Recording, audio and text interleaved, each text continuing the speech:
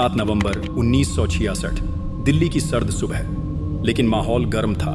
संसद भवन के बाहर जमा थे 1 लाख से ज्यादा साधु संत, गौ रक्षक, सन्यासी और आम श्रद्धालु।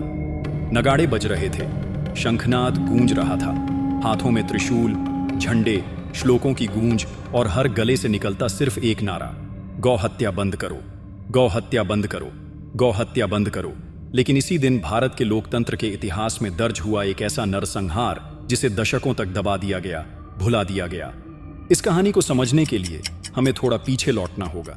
1947 जब भारत आजाद हुआ और संविधान सभा का गठन हुआ, तभी हिंदू संगठनों ने मांग रखी कि गाय की हत्या पर पूर्ण प्रतिबंध लगाया जाए। पंडित ठाकुर दास भगत, रघुवीर और कई हिंदूवादी नेता संविधान सभा में यह प्रस्ताव लाए कि गाय भारतीय संस्कृति का प्रतीक है, इसे राष्ट्रमाता घोषित किया जाए और उसकी हत्या अवैध हो।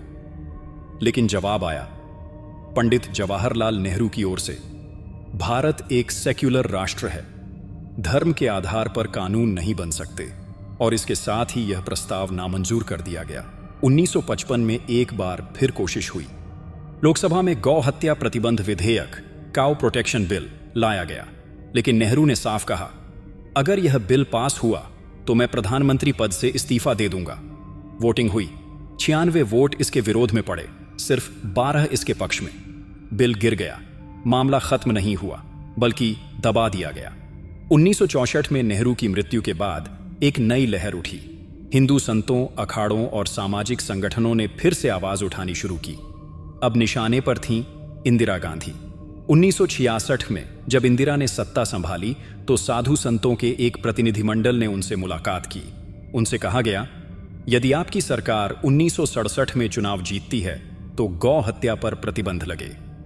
इंदिरा गांधी ने हामी भर दी। लेकिन क्या यह वादा सच्चा था या सिर्फ चुनावी चाल? इस सवाल का जवाब देश को मिला अक्टूबर 1966 में। महाराष्ट्र के वाशिम में निकला एक शांतिपूर्ण मार्च, जिसमें हजारों श्रद्धालु, गौ भक्त, साधु संत शामिल थे। लेकिन जल्द ही ये भीड़ सरकार की आंखों में खटकने लगी।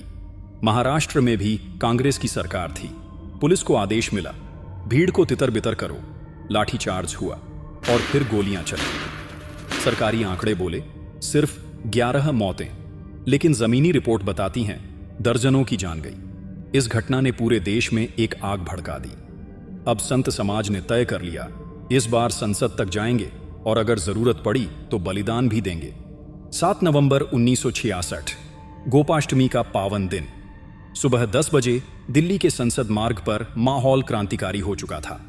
10 नामी अखाड़े के संत, नागा साधु, आर्य समाज, हिंदू महासभा, राम राज्य परिषद, लिंगायत, नाथपंथी, सभी संप्रदायों के संत सन्यासी एकजुट हो चुके थे। संख्या 1 लाख से ज्यादा। इतिहास में शायद पहली बार इतनी बड़ी संख्या में संत एक साथ संसद की ओर बढ़े थे। स्वामी कृपात्री महाराज के नेतृत्व में निकला ये शांतिपूर्ण आंदोलन जल्द ही संसद के लिए खतरे की घंटी बन गया। प्रभु दत्त ब्रह्मचारी, अटल बिहारी वाजपेयी जैसे वक्ता भाषण दे रहे थे। नागा साधु अपने पारंपरिक हथियारों के साथ थे, लेकिन हिंसा की मंशा किसी की नहीं थी। लेकिन फिर कुछ अराजक तत्वों ने बैरिकेड्स तोड़ने की कोशिश की। पुलिस हरकत में आई, लाठीचार्ज, आंसू गैस और फिर अचानक फायर। अंधाधुंध गोलीबारी शुरू हो गई। न कोई चेतावनी, न कोई संयम। साधु, महिलाएं, बच्चे, आम श्रद्धालु, सब पर गोलियां चलाई गई। राम मंदिर ट्रस्ट के महासचिव चंपत राय, जो उस समय BSc छात्र थे, वह खुद वहां मौजूद थे। मैंने अपनी आंखों से देखा, जब अटल जी भाषण दे रहे थे तभी गोलियां चलनी शुरू हो गईं। गृह मंत्री गुलजारी लाल नंदा इतने शर्मिंदा हुए कि उन्होंने इस्तीफा दे दिया। अगले दिन अखबारों में सिर्फ एक लाइन, 8 लोग मारे गए। लेकिन पत्रकार मनमोहन शर्मा, जो उस दिन पटेल चौक पर मौजूद थे, उन्होंने इंटरव्यू में बताया, हर जगह लाशें थीं, खून में सना मेरा जूता आज भी गवाही देता है। मैंने खुद 372 शव देखे सिर्फ एक अस्पताल में। कई रिपोर्ट्स के अनुसार 5000 से ज्यादा लाशें रात में सीक्रेट मिलिट्री ट्रकों और बसों में भरकर जलाई गईं। ना कोई रिकॉर्ड, ना कोई पोस्टमार्टम, ना कोई FIR। मनमोहन शर्मा बताते हैं, सरकार ने प्रेस को निर्देश दिया, सिर्फ वही छापना है जो सरकारी प्रेस नोट में हो, अपनी रिपोर्टिंग नहीं कर सकते। यानी मीडिया को सरकारी गुलाम बना दिया गया। इसीलिए आज भी इतिहास की किताबों में इस नरसंहार का नामो निशान नहीं है। स्वामी कृपात्री महाराज ने उस दिन कहा था, मुझे इस बात का दुख नहीं कि तूने साधुओं की हत्या कराई, दुख इस बात का है कि तूने गौ हत्या करने वालों को छूट दी।